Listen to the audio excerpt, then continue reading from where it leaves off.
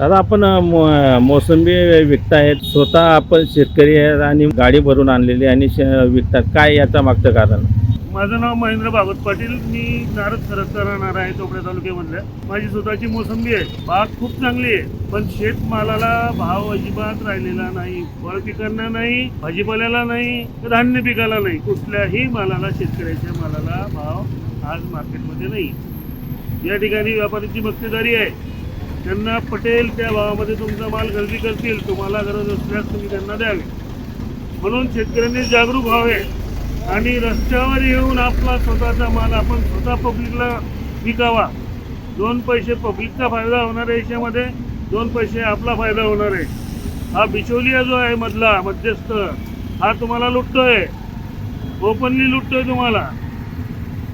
त्यासाठी आपण सगळ्यांनी मिळून प्रत्येक शेतकऱ्याने आपला माल खुशाल आणावा मार्केटला आणि खुशाल स्टॉल लावून तो माल विकावा.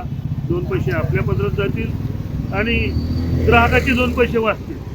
आपला जे बाग आहे, मोसंबी बाग, या मागणीसाठी व्यापारी आला असेल तर कितीला मागणी केली होती? व्यापाऱ्याने जेव्हा बाग मागितला, माझी 500 झाडं आहेत. 500 झाडांवर कमीत कमी 10 टन माल, 10 टनच्या वर माल मागताना व्यापाऱ्याने 95,000मध्ये 10 टन माल मागितला माझा.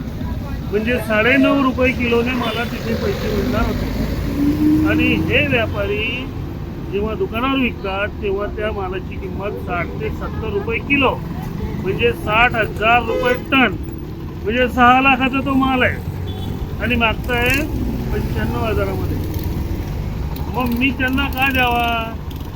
मी इथे 40 रुपये किलो विकतोय, पब्लिकला खाऊ देतोय. पब्लिकचा फायदा आहे याच्यामध्ये. त्यांच्याकडनं 70 रुपये माग घेण्यापेक्षा 40 रुपयामध्ये घ्यायला त्याला काही हरकत नाही. जो 1 किलो घेणार आहे तो 2 किलो 2.5 किलो घेऊन जातो. त्याचाही फायदा होतो, माझाही फायदा होतो.